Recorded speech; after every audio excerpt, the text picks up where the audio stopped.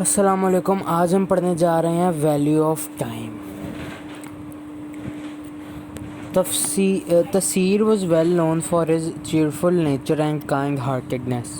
He was adored by all, but despite these admirable qualities, he had one flaw, and that was his time management.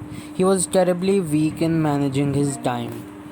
तासीर अपनी खुशमिजाज तबीयत और नरम दिली के लिए मशहूर था।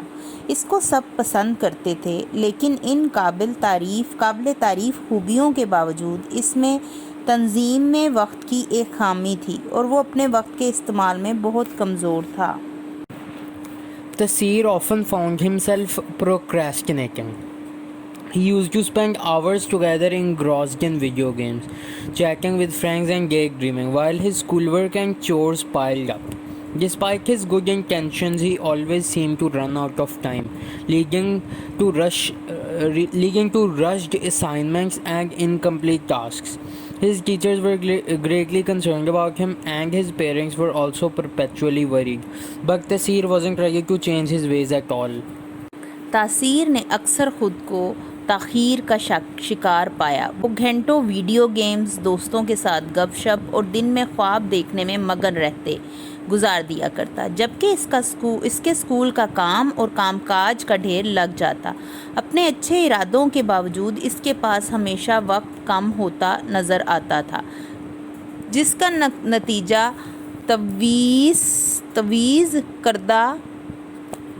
तफवीज़ करदा कामों में जल्दबाजी और नामुकम्मल होने की सूरत में निकलता। इसके उसातिज़ा इसके लिए बहुत ज़्यादा फ़िक्रमंद थे और इसके वालिदैन भी हमेशा परेशान रहते, लेकिन तासीर अपने तौर तरीके बदलने को बिल्कुल भी तैयार ना था। One day, his grandfather, who was a wise old man, noticed his struggle. He decided to impart a valuable lesson. He specially invited Tasir to his house. एक दिन इसके दादा ने, जो एक अक्लमंद ज़ईफ़ इंसान थे, इसकी दिक्कत पर गौर किया। उन्होंने एक अच्छा सबक देने का फ़ैसला किया। उन्होंने तासीर को ख़ुसूसी तौर पर अपने घर बुलाया। Tasir was warmly greeted by his grandfather. He led him to the kitchen table. There was an empty glass jar and a basket filled with big rocks, pebbles and sand. Tasir looked intrigued. तासीर के दादा ने इसका गर्मजोशी से इस्तकबाल किया। वो इसे बावर्ची खाने की मेज़ की तरफ ले गए, वहाँ शीशे का एक खाली बर्तन था और एक टोकरी बड़े पत्थर, कंकर और रेत से भरी हुई थी। तासीर मुतजस्सिस नज़र आया। Tasir, I want you to fill this jar with everything in the basket, his grandfather instructed.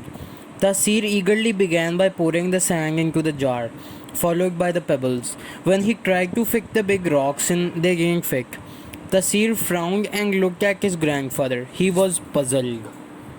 तासीर, मैं चाहता हूँ कि तुम इस बर्तन को टोकरी में मौजूद हर चीज़ से भर दो, इसके दादा ने हदायत की। तासीर शौक से रेत को और इसके बाद कंकरियों को बर्तन में डालने लग गया।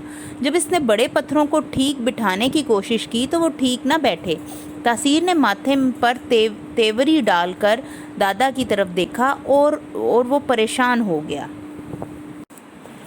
Let me show you something, his grandfather replied with a smile. He emptied the jar and methodically placed the large rocks inside first.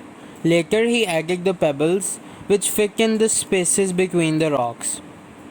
Finally, he poured the sand, which filled the gaps left by the pebbles. To Tasir's amazement, everything fitted perfectly.